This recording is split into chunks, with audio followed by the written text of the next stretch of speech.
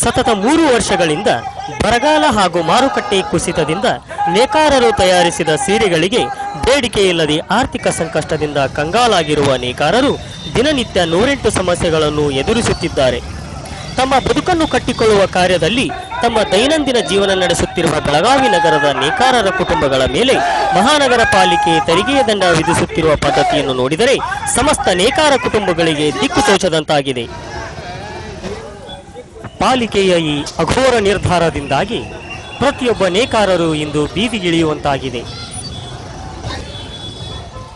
ಉದಾಹರಣೆಗೆ 700 ರು ತೆರಿಗೆ ಕಟ್ಟುವ ಸಾಮಾನ್ಯ ನೇಕಾರ ಕುಟುಂಬಕ್ಕೆ ಈ ಸಾಲಿನಲ್ಲಿ 22,000 ರು ಹೆಚ್ಚುವರಿಯಾಗಿ ತೆರಿಗೆ ದಂಡ ಮಹಾನಗರ ಪಾಲಿಕೆಯವರು ವಿಧಿಸಿರುವುದು. ಅದೇ ರೀತಿ 3,000 ರು ಕಟ್ಟುವವರಿಗೆ 52,000 ರು, 12,000 ರು ಕಟ್ಟುವವರಿಗೆ 1,25,000 ರು ಅಂತೆ ತೆರಿಗೆ ದಂಡ ವಿಧಿಸಿ ಹೆಚ್ಚುವರಿ ತೆರಿಗೆ ಕಟ್ಟಬೇಕು ಎಂದು ಹೇಳುವ ಪಾಲಿಕೆಯ ಕ್ರಮವನ್ನು ಇಂದು ಎಲ್ಲರೂ ಖಂಡಿಸುವಂತಹ ಪರಿಸ್ಥಿತಿ ನಿರ್ಮಾಣವಾಗಿದೆ ಎಂದರೆ ತಪ್ಪಾಗಲಾರದು.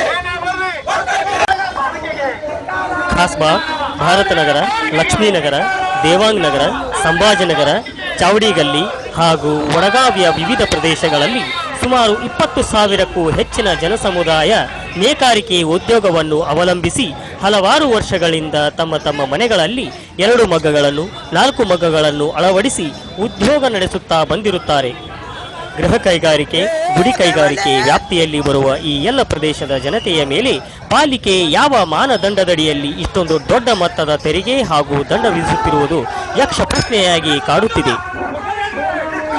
ಖಾಸ್ಬಾಗ್, ಭಾರತನಗರ.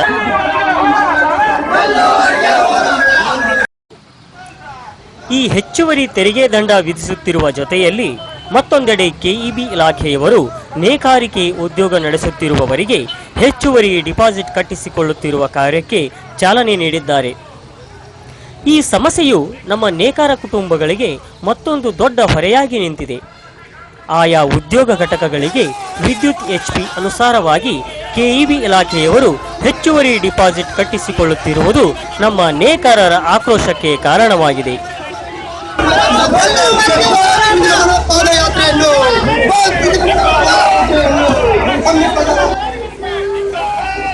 ಈ 2 ಸಮಸ್ಯೆಗಳ ವಿರುದ್ಧ ಬೇಸತ್ತು ನೇಕಾರ ಸಮುದಾಯ ನೇಕಾರಿಕೆ ವೃತ್ತಿ ಉಳಿಸಿಕೊಳ್ಳಲು ಹಾಗೂ ಸಾಮಾನ್ಯ ನೇಕಾರ ಕುಟುಂಬಗಳಿಗೆ ನ್ಯಾಯ ಕೊಡಿಸುವ ಸಲುವಾಗಿ ಮಾಜಿ ಶಾಸಕರು ಶ್ರೀ ಅಭಯ್ ಪಾಟೀಲ್ ಇವರ ನೇತೃತ್ವದಲ್ಲಿ ಸೋಮವಾರ ದಿನಾಂಕ 10/4/2017 ಮುಂಜಾನೆ 9 ಗಂಟೆಗೆ ಶ್ರೀ ಬಸವೇಶ್ವರ ಸರ್ಕಲ್ ಖಾಸ್ಬಾಗ್ನಿಂದ ಮಾನ್ಯ ಜಿಲ್ಲಾಧಿಕಾರಿಗಳಿಗೆ ಪಾದಯಾತ್ರೆ ಮೂಲಕ ಮನವಿ ಅರ್ಪಿಸುವ ಕಾರ್ಯಕ್ರಮ ಹಮ್ಮಿಕೊಳ್ಳಲಾಗಿತ್ತು.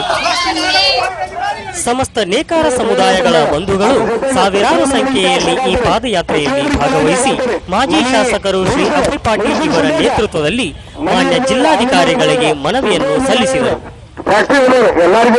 ಕೆಲವೊಂದು ಮಂದಿಗೆ ಬಂದೈತಿ, ಕೆಲವೊಂದು ಮಂದಿಗೆ ಬರಾಕತ್ತೈತಿ. ಏನಾಗತ್ತೈತಿ? ಬರಾಕತ್ತೈತಿ. ನೀವು ಏನು ತಿಳ್ಕೊಬೇಡ್ರಿ, ಅವ್ರಿಗೆ ಎಷ್ಟೇ ಬಂದೈತಿ ಅಂತ ಹೇಳಿ ಎಲ್ಲರಿಗೂ ಬರೋವನ್ನ ಸಿಡಿದು ಬಂದ ಕೂಡಲೇ ಹೆಂಗೆ ಹಿಂದೆ ಪ್ಲೇಗ್ ಬರ್ತೈತಿ ಹೆಣ್ಣ ಪ್ಲೇಗ್ ಒಬ್ರಿಗೆ ಬಂದ ಕೂಡಲೇ ಊರ್ ಮಂದಿಗೆಲ್ಲ ಬರ್ತಿತ್ತ ಇಲ್ಲ. ಈ ಪ್ಲೇಗ್ ಅಂತಂದ್ರೆ ಇದು ಯಾವುದು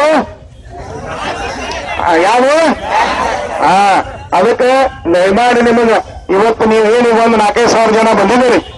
ಇದು ಬರೀ ಇಷ್ಟಕ್ಕೆ ಅಲ್ಲ, ಇನ್ನೊಂದು ವಾರ ಹೋಗಿದ್ರ ಮೇಲೆ ನಿರ್ಣಯ ಆಗಲಿಲ್ಲ. ಜಿಲ್ಲಾಧಿಕಾರಿ ಅವರು ರಿಕ್ವೆಸ್ಟ್ ಕೈ ಮಾಡಿ ಅದು ಕೈ ಮಾಡಿ